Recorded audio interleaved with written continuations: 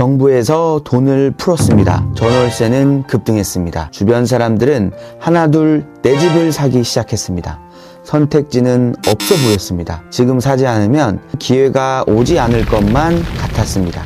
그래서 집을 샀습니다. 생존처럼 너무도 자연스럽게 말이죠. 하지만 그 선택이 인생을 뒤흔드는 위기로 돌아온 사람들도 있습니다. 이 영상 끝까지 보시면 사례를 통해 영끌의 함정을 짚고 감당 가능한 대출의 기준선이 어느 정도인지 판단하실 수 있을 겁니다.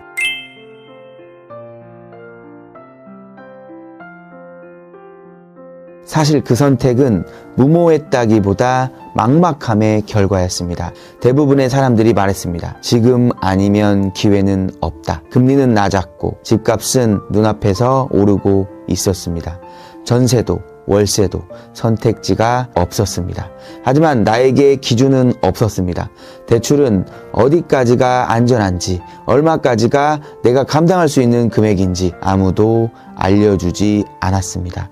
그래서 버틸 수 있을 것이라 믿으며 집을 샀고 그 선택은 곧 도박이 되어버렸습니다. 그렇게 기준 없는 선택을 한 사람들은 많았습니다. 그리고 얼마 지나지 않아 감당할 수 있을 줄 알았던 선택이 어떤 결과로 돌아오는지 직접 마주하게 됩니다.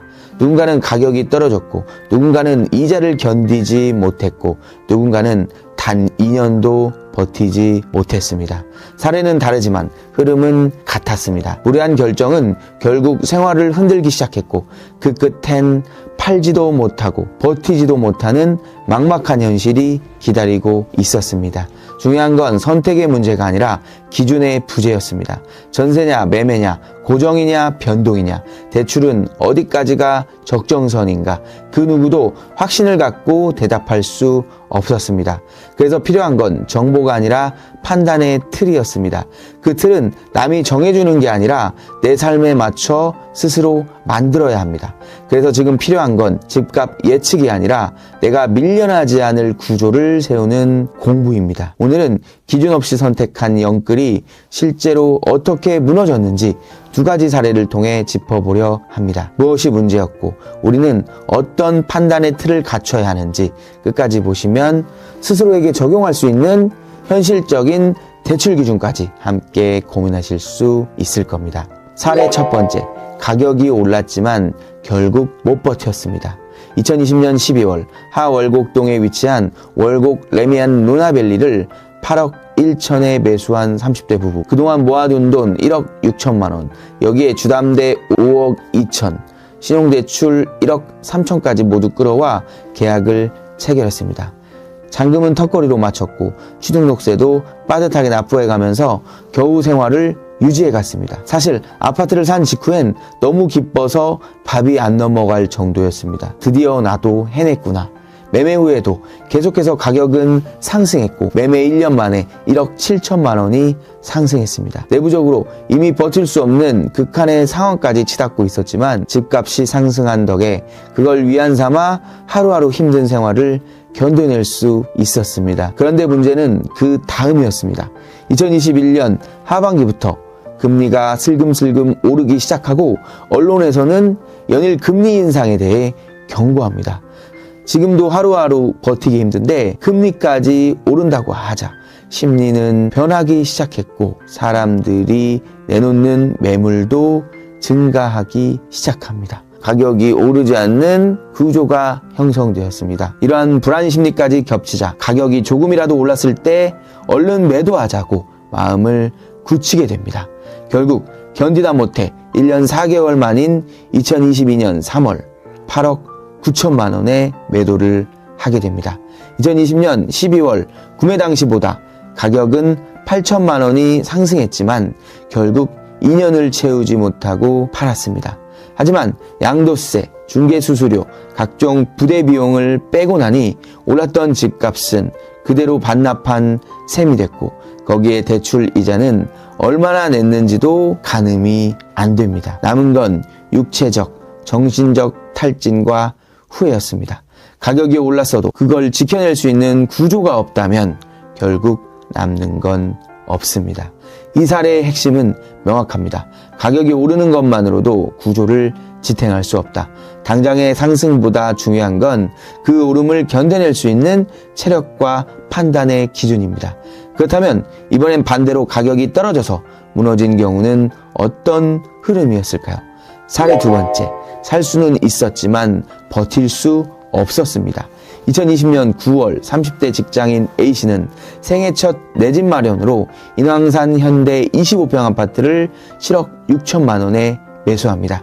주택담보대출 4억 5천, 신용대출 1억 5천, 그리고 모아놓았던 1억 6천만 원까지 전부 끌어모은 영끌이었지만 당시에는 그리 무리한 선택으로 보이진 않았습니다. 왜냐하면 금리가 낮았고 집값은 계속 오르고 있었기 때문입니다. A씨의 계획은 단순했습니다. 2년만 보유하고 어느 정도 시세 차익을 보고 나서 빠르게 매도 후 갈아타자. 그런데 현실은 생각보다 훨씬 빠르게 무너졌습니다. 2022년 금리가 급격히 오르며 대출 이자는 눈덩이처럼 불어났고 거래는 사실상 멈춰버렸습니다. 2년 보유 시점인 2022년 9월 매물을 내놓았지만 아무도 사지 않았습니다.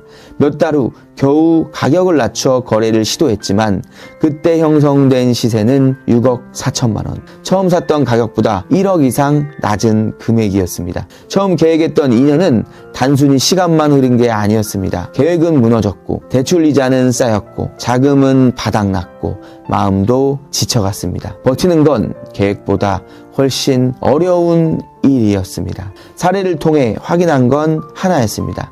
가격이 오르든 내리든 결국 관건은 버티는 힘이었습니다. 그렇다면 질문을 바꿔야 합니다. 지금 사야 할까가 아니라 나는 과연 얼마나 버틸 수 있을까? 여기서 대출의 기준은 단순히 얼마까지 받을 수 있느냐가 아닙니다. 진짜 중요한 건 내가 대출 상환을 견디며 일상까지 유지할 수 있는가입니다. 이쯤에서 스스로에게 꼭 던져봐야 할 질문이 있습니다. 딱 세 가지입니다. 첫 번째 질문, 대출 상환금 대 내 순소득. 월급의 최소 60-70% 이상이 대출 원리금이라면 생활 유지가 불가능해집니다. 두 번째 질문, 1년 이상 소득이 끊겨도 버틸 자금이 있는가? 갑작스러운 위기 상황에서 버틸 수 있는 유동자금 또는 금융 안전망이 없다면 위험합니다. 세 번째 질문, 집값이 안 오를 수 있다는 가정하에 괜찮은가? 오르지 않아도 버티기만 해도 후회하지 않을 수 있는 구조여야 합니다. 부동산 시장은 늘 요동치지만 그 안에서 흔들리지 않는 방법은 결국 나만의 기준과 구조를 갖추는 것입니다. 오늘 영상이 내 상황을 돌아보고 앞으로의 결정을 조금 더 단단하게 만드는데 작은 힌트가 되었길 바랍니다. 고정 댓글에 있는 링크를 클릭하시면 오늘 이야기와 비슷한 실제 사례들을 더 자세히 확인해 보실 수 있습니다. 기준은 혼자서 만들기 어렵습니다. 대부분은 겪고 나서야 알게 되기 때문입니다. 앞으로도 여러분이 흔들리지 않는 선택을 할 수 있도록 지속적으로 돕겠습니다. 끝까지 영상 시청해 주셔서 감사합니다.